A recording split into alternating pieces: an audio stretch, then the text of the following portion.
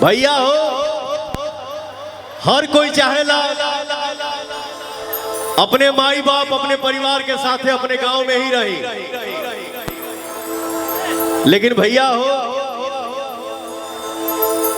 आप ही सबके आशीर्वाद बाकी पवनवा हर जगह दुनिया के कोना कोना में घूम के मेहनत करला काम करला हो भैया, नहीं तो दिल यही करता है हमेशा मन में रहेला कि तनी गौवा जाए का मौका मिल जाए। जय माता दी। भैया एक सेकंड, एक बार दिल से बोला जाए जय श्री राम। क्या बात है, जय माता दी।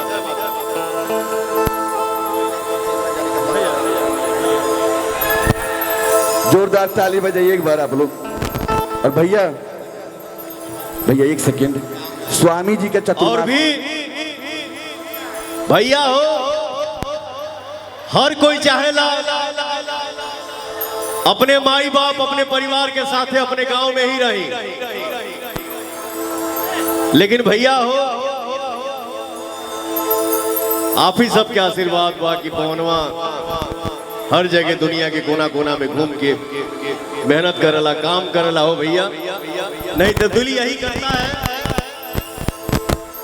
हमेशा मन में रहेला कि तनी गौवा जाए का मौका मिल जाए। जय माता दी। भैया एक सेकंड, स्वामी जी जो सतप्रकाश भैया हैं, ये पहला मंदिर नहीं है।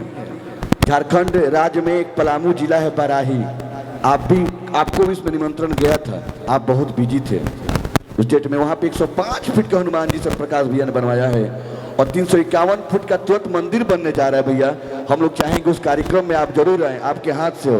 दूसरी बात, स्वामी जी का अक्टूबर से लेकर नवंबर तक विश्व का सबसे बड़ा यज्ञ होने जा रहा है।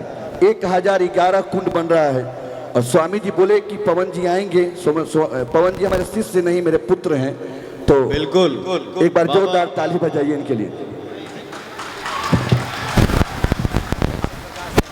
हाँ, और उसका अध्यक्ष सतप्रकाश भैया ही हैं। एक बार अपने से आमंत्रित कीजिए पवन जी। अच्छा ठीक है, ये मेरा सौभाग्य होगा कि उस यज्ञ में भी हमको शामिल होने का मौका मिलेगा। बिल्कुल जोरदार ताली बजाइए। ये अक्टूबर माह में यज्ञ अक्टूबर से नवंबर तक चलेगा और गणेश जी का भैया, गणेश जी का मंदिर का भी स्थापना यहाँ हो चुका है राज्यपाल के द्वारा। एक तालियों का महोत्सव खड़ा कीजिए पवन सिंह के लिए, जोरदार ताली बजाइए पवन सिंह के लिए। हम भी किसी की यादों में कभी खो जाया करते थे, बचपन में भाई बहन के झगड़ों से रो जाया करते थे, अब तो नींद नहीं आती नींद की गोलियां खाकर। कभी माँ की लोरियां सुनकर सो जाया करते थे, माँ की लोरियां सुनकर सो जाया करते थे। माँ की आंचल में एक ऐसा पुत्र, सरस्वती पुत्र पवन सिंह। मैं चाहूंगा एक अंतिम विदाई ताली बजाकर तालियों का महोत्सव खड़ा कर दीजिए। और सतप्रकाश भैया, माँ सिद्धेश्वरी चैरिटेबल ट्रस्ट के बड़े अध्यक्ष बड़े भैया सतप्रकाश सिंह की जोरदार ताली बजाइए, जोरदार ताली बजाइए एक सम्मानित व्यक्ति के लिए। सतप्रकाश सिंह के लिए जोरदार ताली बजा दीजिए आप लोग। कहाँ गए बाउंसर?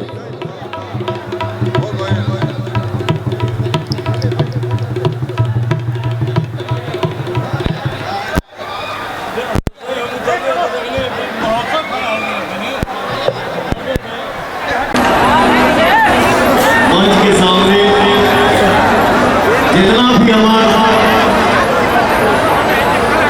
भैया चाचा माई बहन आप लोग बैठल बनी जा, खड़ा बनी जा।